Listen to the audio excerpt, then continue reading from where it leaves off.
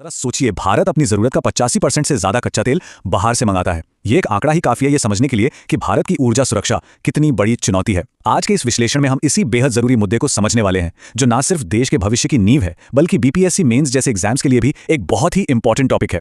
तो सवाल यही उठता है कि क्या ये ऊर्जा की इतनी बड़ी जरूरत हमारे लिए एक बहुत बड़ी चुनौती है, या फिर ये हमारे लिए आत्मनिर्भर बनने का एक शानदार मौका है। चलिए इस विश्लेषण के आखिर तक इसी सवाल का जवाब ढूंढते हैं और बीपीएससी मेंस के लिए एक मजबूत पर्सपेक्टिव तैयार करते हैं।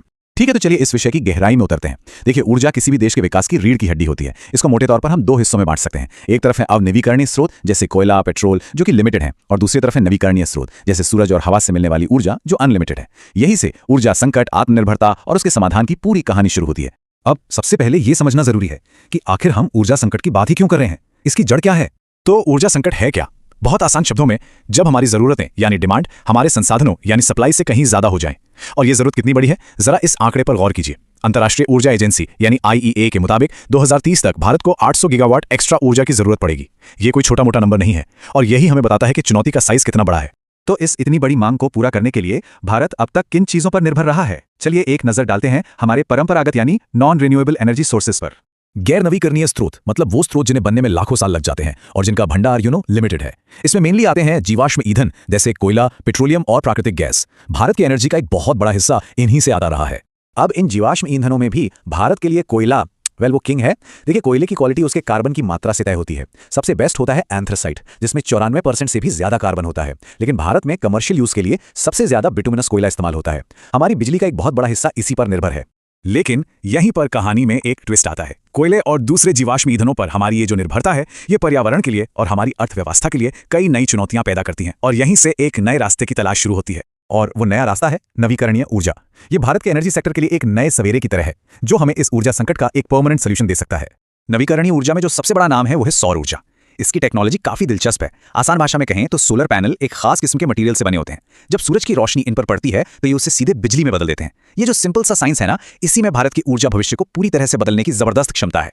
वैसे सोलर एनर्जी के अलावा भी पवन ऊर्जा में भी भारत दुनिया का चौथा सबसे बड़ा देश है। हमारी क्षमता 44 गीगावाट से भी ज्यादा है। इसके साथ ही हमारे पास भूतापीय ऊर्जा यानी धरती की गर्मी से बनने वाली एनर्जी और महासागरीय ऊर्जा जैसी टेक्नोलॉजी में भी आगे बढ़ने के कई मौके हैं। अब इन मौकों को हकीकत में बदलने के लिए सरकार क्या कर रही है? देखिए, किसी भी बड़े बदलाव के लिए सरकारी नीतियां बहुत जरूरी होती हैं, और बीपीएससी मेंस के नजरिए से ये सेक्शन बहुत ही ज्यादा महत्वपूर्ण है। और सरकार का लक्ष्य छोटा मोटा नहीं है, बल्कि बहुत बड़ा और बिल्कुल साफ है। COP26 की मीटिंग में भारत ने पूरी दुनिया से वादा किया कि 2030 तक हम 500 gigawatt energy non fossil fuel यानी रिन्यूएबल एनर्जी से पैदा करेंगे। ये आंकड़ा दुनिया को दिखाता है कि भारत क्लीन एनर्जी को लेकर कितना ज्यादा सीरियस है। और ये सिर्फ वादा नहीं है, इसके पीछे एक ठोस प्लान भी है। सरकार ने नेशनल ग्रीन हाइड्रोजन मिशन के लिए लगभग 20,000 करोड़ रुपए का भारी भरकम बजट रखा है। ये इन्वेस्टमेंट दिखाता है कि भारत भविष्य के ईंधन यानी ग्रीन हाइड्रोजन पर बड़ा दांव लगा रहा है। इसके अलावा भी कई और योजनाएं हैं जो इस बड़े लक्ष्य को पूरा करने में मदद कर रही हैं, जैसे किसानों के लिए कुसुम योजना, हमारे आपके घरों में ऊर्जा बचाने के लिए उजाला योजना, और यहां तक कि कोयले को भी साफ तरीके से इस्तेमाल करने के लिए राष्ट्रीय कोयला गैसीकरण मिशन। मतलब एक मल्टी डायमेंशनल अप्रोच अपनाई जा रही है। और अब बात करते हैं उस एनर्जी सोर्स की जिसे भविष्य का ईंधन कहा जा रहा है, हाइड्रोजन। ये एनर्जी के क्षेत्र में एक गेम चेंजर साबित हो सकता है। देखिए, हाइड्रोजन के बारे में जो सबसे जरूरी बात समझनी है वो है इसके प्रकार। सारे हाइड्रोजन एक जैसे नहीं होते। एक होता है ग्रे हाइड्रोजन, जो जीवाश्म ईंधन से बनता है और प्रदूषण करता है। फिर है ब्लू हाइड्रोजन, ये भी जीवाश्म ईंधन से ही बनता है, लेकिन इसमें कार्बन को कैप्चर कर लिया जाता है। और असली हीरो है ग्रीन हाइड्रोजन, जो रिन्यूएबल एनर्जी का इस्तेमाल करके पानी से बनता है और इसमें जीरो एमिशन होता है। यही हमारा अल्टीमेट गोल है। तो आखिर ये ग्रीन हाइड्रोजन इतना खास क्यों है? इसके फायदे जबरदस्त हैं। ये पूरी तरह से क्लीन है, क्योंकि इससे सिर्फ पानी और गर्मी निकलती है और कुछ नहीं। ये पुराने तरीकों से कहीं ज्यादा एफिशिएंट है, और इसमें शोर भी न के बराबर होता है। सच कहें तो ये एक आदर्श ऊर्जा स्रोत के बहुत करीब है। तो चलिए वापस अपने पहले सवाल पर लौटते हैं। कोयले पर निर्भरता से लेकर ग्रीन हाइड्रोजन के सपने तक भारत का यह सफर लंबा जरूर है, लेकिन दिशा बिल्कुल साफ है। अब सवाल यह है कि क्या ग्रीन हाइड्रोजन जैसी टेक्नोलॉजी वाकई भारत को ऊर्जा में आत्मनिर्भर बना सकती है? इसका जवाब आने वाले दशक की नीतियों और इनोवेशन में छिपा है, और यही वो जगह है जहां भविष्य के नीति निर्माताओं यानी आप जैसे लोगों की भूमिका सबसे अहम होने वाली है। जैव ऊर्जा। आज हम इसी के 3 सबसे जरूरी हिस्सों को समझने वाले हैं, जैव ईंधन, बायोमास और बायोगैस। देखिए, यह सिर्फ भारत की एनर्जी सिक्योरिटी का सवाल नहीं है, बल्कि आपके एग्जाम के लिए भी ये एक बेहद जरूरी टॉपिक है। अच्छा, तो इस पूरे टॉपिक को अच्छी तरह से समझने के लिए हमने इसे 5 हिस्सों में बांट दिया है। ये स्ट्रक्चर आपको एग्जाम में एक बहुत ही मजबूत जवाब लिखने में मदद करेगा। हम शुरुआत करेंगे एक परिचय से, फिर इसके टाइप्स और यूजेस देखेंगे, भारत के लिए इसकी इंपॉर्टेंस को जानेंगे, सरकारी नीतियों पर एक नजर डालेंगे, और आखिर में बात करेंगे कि इसमें क्या चुनौतियां हैं और आगे का रास्ता क्या है। तो सबसे पहले चलिए एक मजबूत नींव रखते हैं। आखिर ये जैव ऊर्जा जिसके बारे में हम इतनी बात करते हैं असल में है क्या? चलिए इन बेसिक कॉन्सेप्ट्स को समझते हैं। शुरुआत करते हैं जैव ईंधन यानी बायोफ्यूल से। बहुत ही सरल शब्दों में कहें तो ये पौधों या जैविक कचरे मतलब ऑर्गेनिक मैटर से बनी ऊर्जा है। इसका सबसे आम उदाहरण है गन्ने से बना इथेनॉल, जिसे हम पेट्रोल में मिलाते हैं। ये एक रिन्यूएबल सोर्स है, जिसका मतलब है कि ये पेट्रोल डीजल की तरह एक दिन खत्म नहीं होगा। अगला है बायोमास। अब इसे ऐसे समझिए, खेतों में जो पराली बच जाती है या लकड़ी के टुकड़े या फिर पशुओं का गोबर, ये सब बायोमास ही हैं। ये भी जैव ऊर्जा का ही एक रूप है, जिसे सीधे जलाकर या फिर दूसरे तरीकों से एनर्जी में बदला जा सकता है। और तीसरा है बायोगैस। जब जैविक कचरे को बिना ऑक्सीजन के सड़ाया जाता है तो उससे जो गैस निकलती है वही बायोगैस है। आपने गांवों में गोबर गैस प्लांट देखे होंगे, वो इसका सबसे अच्छा उदाहरण है। इससे जो मीथेन गैस निकलती है उसे सीधे खाना पकाने या बिजली बनाने के लिए इस्तेमाल कर सकते हैं। यहां पर देखिए, ये जो स्रोत सामग्री से लिया गया अंश है, ये इन सभी कॉन्सेप्ट्स को एक साथ दिखाता है। इससे ये साफ हो जाता है कि कैसे अलग अलग तरह के ऑर्गेनिक मैटर से अलग अलग प्रोसेसेस के जरिए ऊर्जा मिलती है। इन तीनों के बीच का जो रिश्ता है उसे समझने के लिए ये एक बहुत अच्छा विजुअल है। ठीक है, तो अब जब हम इन तीनों को समझ गए हैं तो चलिए देखते हैं कि इनका असल जिंदगी में इस्तेमाल कहां और कैसे होता है। तो ये ऊर्जा जाती कहां है? असल में हर जगह। हमारी गाड़ियों में पेट्रोल डीजल के विकल्प के तौर पर इथेनॉल और बायोडीजल के रूप में, हमारे घरों तक बिजली पहुंचाने के लिए, यहां तक कि उन बड़ी बड़ी इंडस्ट्रीज में भी जहां बहुत ज्यादा गर्मी की जरूरत होती है। और तो और ये खेती में भी ट्रैक्टर जैसे उपकरणों को चलाकर पेट्रोलियम पर हमारी निर्भरता कम करती है। लेकिन ये सब भारत के लिए इतना जरूरी क्यों है, ये समझना बहुत अहम है। चलिए इसके महत्व को समझते हैं। भारत के लिए जैव ऊर्जा एक गेम चेंजर है। क्यों? क्योंकि ये एक तीर से कई निशाने लगाती है। ये पर्यावरण की रक्षा करती है, शहरों के कचरे का प्रबंधन करती है, हमारी एनर्जी सिक्योरिटी को मजबूत करती है और गांव की अर्थव्यवस्था को भी गति देती है। जरा सोचिए, कचरे से पैसा बन रहा है, हमें विदेशों से तेल कम खरीदना पड़ रहा है और किसानों को एक अतिरिक्त आय भी मिल रही है। और जरा इस आंकड़े पर गौर कीजिए, ये इस अवसर की विशालता को दिखाता है। भारत में सिर्फ बायोमास कचरे से ही 125 गीगावाट बिजली बनाने की क्षमता है। अब आप पूछेंगे कि यह कितना होता है, तो समझने के लिए ये भारत की कुल बिजली उत्पादन क्षमता का लगभग 1/3 है। मतलब ये एक असाधारण अवसर है। जाहिर है, इतने बड़े अवसर को हकीकत में बदलने के लिए सरकार ने कई महत्वपूर्ण कदम उठाए हैं।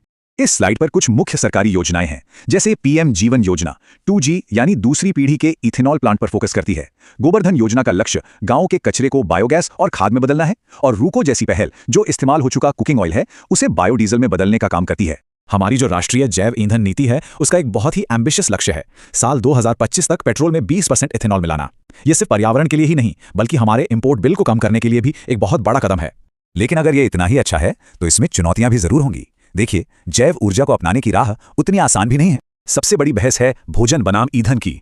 सवाल ये उठता है कि क्या हमें अपनी कीमती कृषि भूमि का इस्तेमाल लोगों का पेट भरने के लिए करना चाहिए या फिर गाड़ियां चलाने के लिए ईंधन उगाने में। ये एक बहुत ही नाजुक संतुलन है, क्योंकि अगर हम ईंधन के लिए फसलों का ज्यादा इस्तेमाल करेंगे तो खाने पीने की चीजों की कीमतें बढ़ सकती हैं। भोजन बनाम ईंधन की इस बड़ी दुविधा के अलावा और भी कई प्रैक्टिकल दिक्कतें हैं, जैसे इन फसलों के लिए इतनी जमीन और इतना पानी कहां से आएगा? क्या हमारी टेक्नोलॉजी इसे इतने बड़े पैमाने पर बनाने के लिए तैयार है? और एक बहुत बड़ी बात, गांव और खेतों से बायोमास को इकट्ठा करके प्लांट तक पहुंचाना अपने आप में एक बहुत बड़ी लॉजिस्टिकल चुनौती है, जो कि मौसम पर भी निर्भर करती है।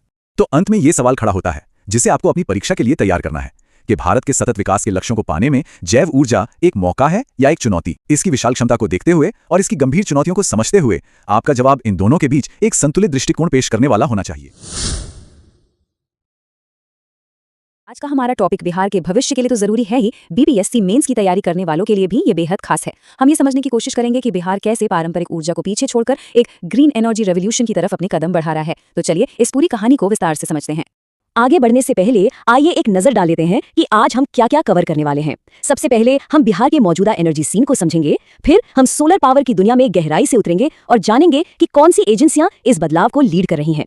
इसके बाद हम हाइड्रो पावर यानी पानी से बनने वाली बिजली पर बात करेंगे और आखिर में कुछ ऐसी कमाल की योजनाओं को देखेंगे जो बिहार के लिए एक ग्रीन फ्यूचर बना रही हैं। तो सबसे पहला और बड़ा सवाल यही है कि आखिर बिहार को अपनी ऊर्जा जरूरतों के लिए नए रास्ते तलाशने की जरूरत क्यों पड़ रही है। देखिए, इसके पीछे दो बड़ी वजह हैं। एक, क्लाइमेट चेंज और पर्यावरण पर बढ़ता दबाव, और दूसरा, भविष्य के लिए एनर्जी के मामले में आत्मनिर्भर बनना। और ये दोनों ही चीजें बिहार के विकास के लिए बहुत जरूरी हैं। तो चलिए इसी सवाल का जवाब ढूंढते हैं। हम सिर्फ सरकारी योजनाओं की लिस्ट नहीं देखेंगे, बल्कि ये भी समझने की कोशिश करेंगे कि जमीनी स्तर पर यह बदलाव कैसे आ रहा है और बिहार कोयले, पेट्रोल जैसे जीवाश्म ईंधन पर अपनी निर्भरता को कैसे कम कर रहा है। अगर हम आंकड़ों को देखें तो अक्टूबर 2023 तक बिहार अपनी 68% से भी ज्यादा ऊर्जा के लिए पारंपरिक स्रोतों पर ही निर्भर था। वहीं सोलर और हाइड्रो पावर जैसी रिन्यूएबल सोर्स का हिस्सा करीब 31% था। लेकिन यहाँ एक बहुत बड़ा लक्ष्य रखा गया है। बिहार सरकार ने 2026 तक इस आंकड़े को बढ़ाकर लगभग 35% तक ले जाने का टारगेट सेट किया है। अब ये सुनने में शायद छोटा लगे, लेकिन ये एक बहुत बड़ी और दूर की सोच को दिखाता है। अब इतने बड़े टारगेट को पूरा करने के लिए एक मजबूत टीम तो चाहिए, है ना? तो चलिए अब मिलते हैं उन सरकारी एजेंसियों से जो पर्दे के पीछे रहकर इस ग्रीन रेवोल्यूशन को हकीकत में बदल रही हैं।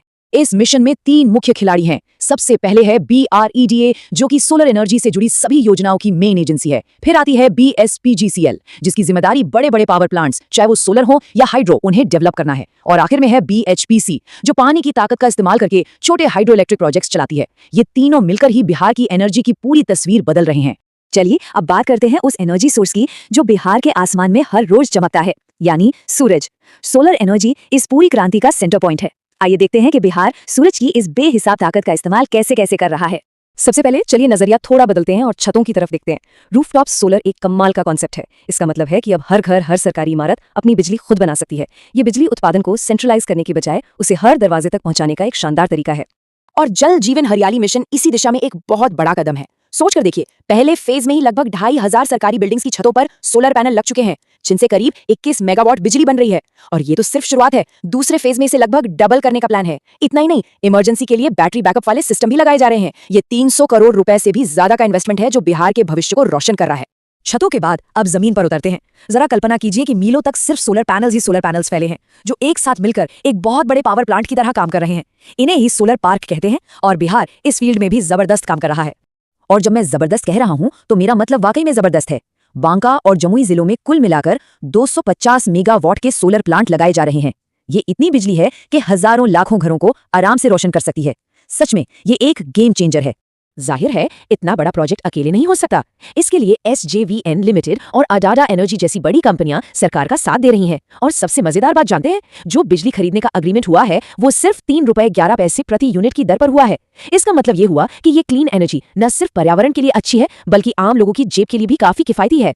लेकिन रुकिए, कहानी यहीं खत्म नहीं होती। बिहार के प्लान्स तो इससे भी कहीं ज्यादा बड़े हैं। लखीसराय के कजरा और भागलपुर के पीरपैंती में इनसे भी बड़े सोलर पार्क बनाने की तैयारी चल रही है। इनकी कैपेसिटी 400 से 450 मेगावाट तक हो सकती है। और इन प्रोजेक्ट्स में एक बहुत ही खास टेक्नोलॉजी का इस्तेमाल होगा, बैटरी स्टोरेज, जो सोलर एनर्जी की सबसे बड़ी मुश्किल का हल है। तो आखिर ये बैटरी एनर्जी स्टोरेज सिस्टम यानी BES है क्या?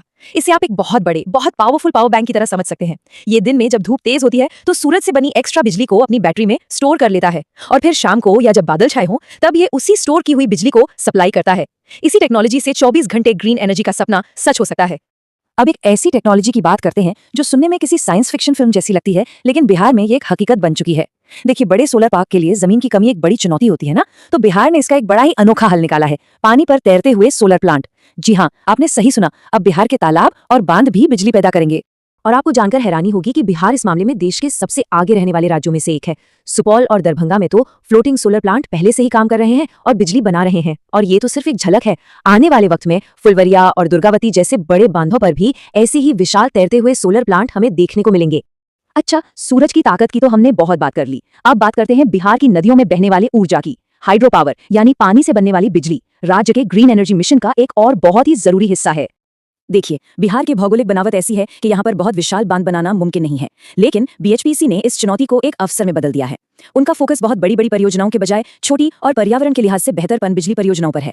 ये प्रोजेक्ट्स नदियों के नेचुरल फ्लो का इस्तेमाल करते हैं, जिससे पर्यावरण को नुकसान कम से कम होता है।